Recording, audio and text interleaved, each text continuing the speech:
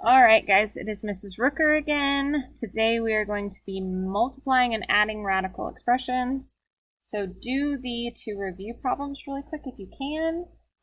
Pause the video and then I will go over them with you.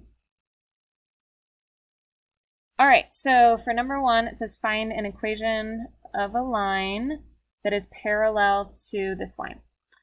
So for this line, all we really care about is the slope.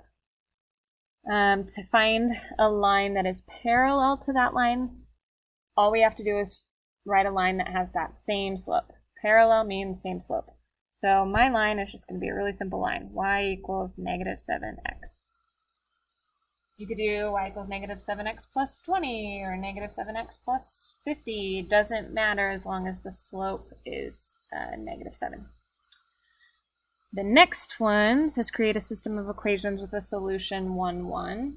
There's a lot of different ways you could go about doing this. You could do kind of a guess and check method if you wanted to. You could do this by graphing. That actually might be a good way to do it. I didn't even think about that until just now. But you could graph it, have two lines that cross at the point 1, 1, and then write the equations of the lines from there. Or to do it algebraically, what I would do is just write the equation of two lines, but I'm going to leave off the b value, and I'm going to plug in 1, 1 for the x and the y, because I know that I want both lines to contain the coordinate point 1, 1. So what I mean by that is I'm going to have y equals mx plus b. But instead of y, I'm going to put 1. Sorry, my pen's not working very well. And then m, I'm just going to pick whatever m I want. I'm going to do 1 for m, just because that seems easy to me. And then x has to be 1, because that's what my x was. So y was 1, x was 1. So x has to be 1. And then plus b. I don't know what b is going to be for that line. I don't get to make that up because I already made up the slope. So I have to figure out what b would have to be in order to make this line work. 1 times 1 is 1. To solve for b, I subtract 1. 0 equals b. So if the slope is 1 and it contains the point 1, 1, the b must be 0. So that means my equation of my line is y equals 1x plus 0, or just y equals x. So that's one of the lines in my system. Now I need another line in order for it to be a system. So I'm going to do the same thing. 1 equals, but now I need this to be a different line, so I have to pick a different slope. I'm going to pick 2 this time, just because that also seems easy to me. Simplify to solve for b. 2 times 1 is 2. 1 equals 2 plus b. Subtract 2. Negative 1 equals b.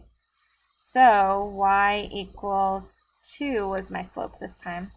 X plus b, so negative 1 is my b. So both of my lines contain the point 1, 1, which means if I solved this system, I would get a solution of 1, 1, since they both contain that point, meaning they both cross at that point. All right, moving on to some vocabulary for today. When we're multiplying radicals, the way to do this is to multiply, come on, pen,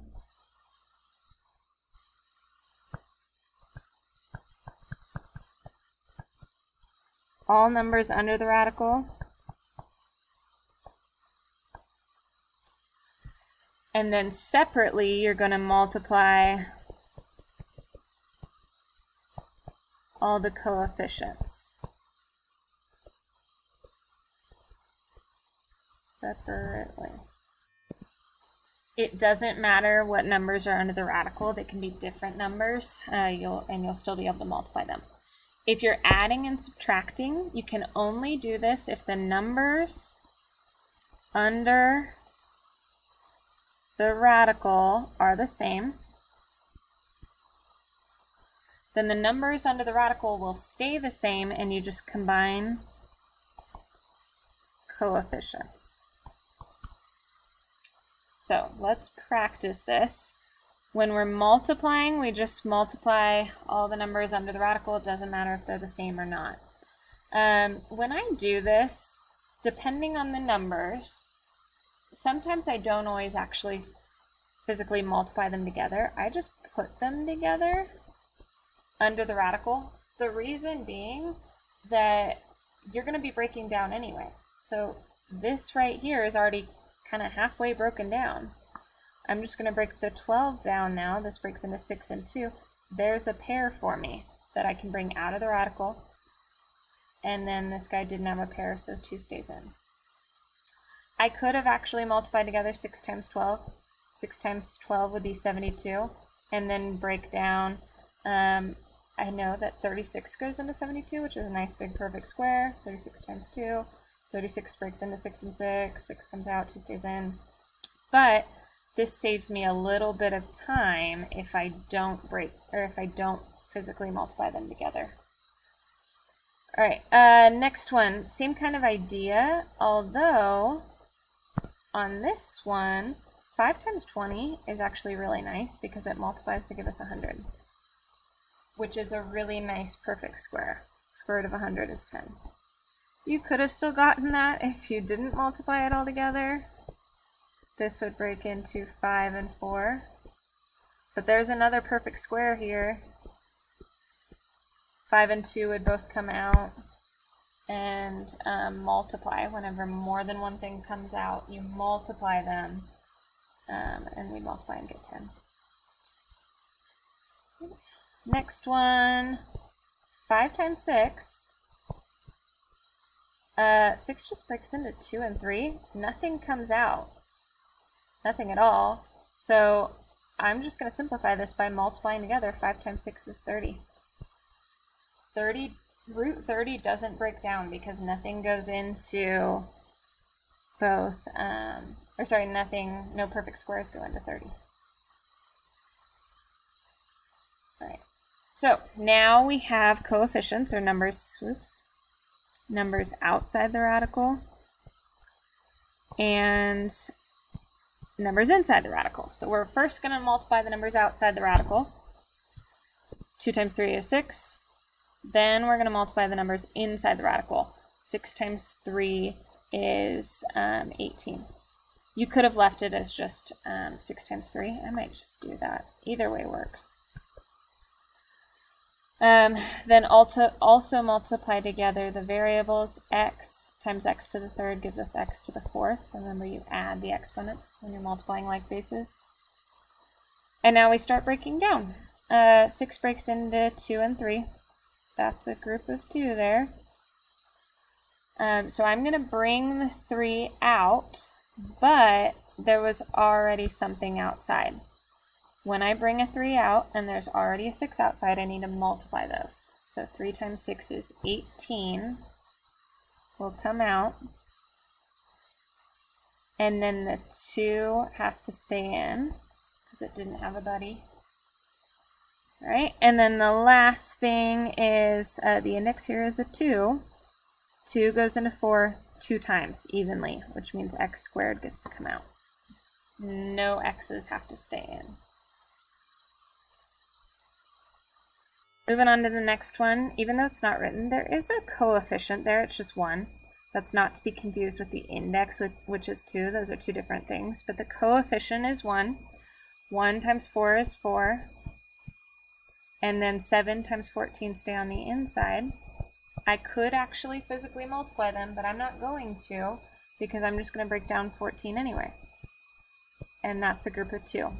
7 comes out, but 4 was already on the outside, so I need to multiply. 7 times 4 is 28. And then this 2 has to stay in. 2 can't be broken down any further, so I know I'm done.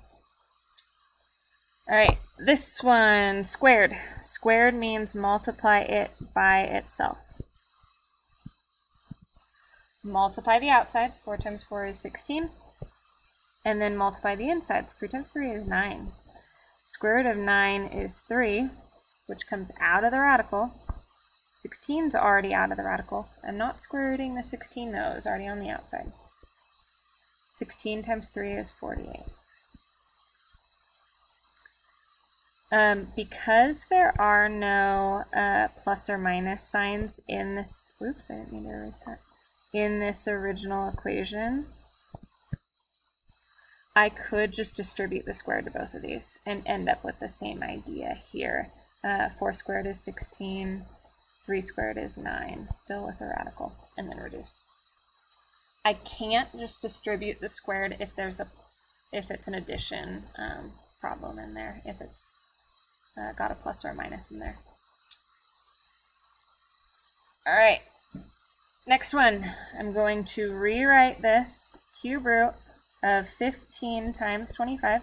I could actually multiply, but that feels like a waste of time to me. Because I'm doing cube roots, I need groups of 3. 15 breaks into 3 and 5. 25 breaks into 5 and 5. That's a group of 3. So 5 comes out, 3 stays in. Do not forget the index though. So this is 5 cube root of 3. Okay. Try all of this on the next one. So pause the video real quick and do this, and then I will explain it afterward. All right, so everything's under the radical, so I'm just going to put it all under one big radical. 4 and 12, and then y to the 2nd times y to the 5th is going to give me y to the 7th. And then I'm going to break this down. Remember, we're not looking at perfect squares, though. We're looking at perfect cubes, which means I need groups of 3. So this breaks into 2 and 2. This breaks into 2 and 6. That's a group of 3. I could break down 6 further, but that just breaks into 2 and 3, which doesn't give us any more groups of 3. So I'm not even going to bother breaking down the 6. I'm going to bring the 2 out. Still have a cube root symbol there. The 6 has to stay in. And then I'm going to do the exponents, or the y's. How many times does 3 go into 7? 3 goes into 7 twice. So that means y to the 2nd gets to come out. But when 3 goes into 7 twice, there's 1 left over. So 1 y has to stay in. Y has to stay in.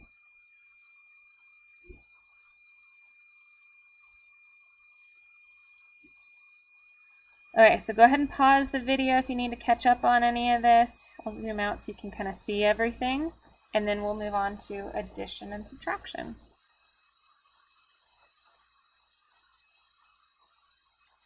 All right, so when you are adding or subtracting radicals, you need to have the same number under the radical in order to combine.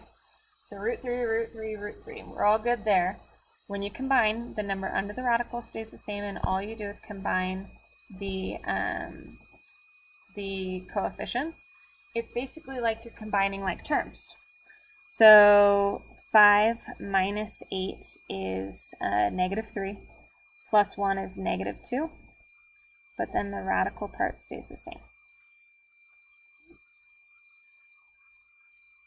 Moving on. There's an issue here. These are not the same numbers, so I can't subtract. Please do not subtract if they're not the same number. We have to first break them down to get them to maybe eventually have the same number under the radical. Remember, I'm looking for perfect squares. The biggest perfect square that goes into 12 is going to be 4. 4 times 3 gives us 12. Square root of 4 is 2, so 2 comes out, 3 stays in. I'm also looking for perfect squares with 48. 4 goes into 48, but 16 also goes into 48. So 16 times 3 gives us 48. 16 breaks into 4 and 4. So 4 comes out, 3 stays in. You could have broken that down more. You would have gotten 2 pairs of 2's that would have to come out and combine to give us a 4. All right, now we have the same number under the radical. Now we can subtract the coefficients. 2 minus 4 is -2. And the number under the radical just stays the same. Just like combining like terms. The number under the radical stays the same, but all we do is combine like terms with the coefficients, or combine the coefficients. All right. couple more. So this combines, actually no, now we're doing a multiplication problem because we have root 6 outside of the radical, or sorry, outside of parentheses, which means I need to distribute root 6 into the parentheses. I need to do root 6 times 2. Very important though, root 6 is under a radical and 2 is not under a radical. We can't combine those. So the 2 stays as is on the outside, the 6 stays as is on the inside. We wouldn't combine them and get 12. But when we multiply the root 6 times the root 3, those are both under a radical, which means I can combine them both under one radical. 6 times 3 is 18. I could have left it as just 6 times 3 because I am going to break that down. 6 times 3 is 18. I could break this into 6 and 3 again, or I could do 9 and 2. Square root of 9 is 3. Either way, a 3 should come out and a 2 should stay in. Root 6 doesn't break down because that just breaks into 2 and 3, which doesn't do anything for us.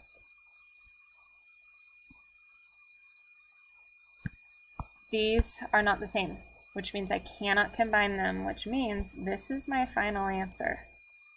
Sometimes I won't be able to combine everything.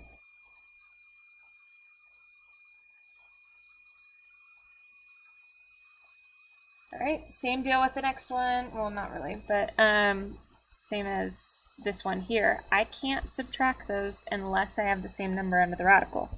So I'm going to have to break these down. I need to break them down using groups of 3 because this is a cube root. So I'm going to kind of keep in the back of my mind my list of perfect cubes. I don't know if that was the big before. I was going to scroll up to the list of perfect cubes, but we'll just try to remember them.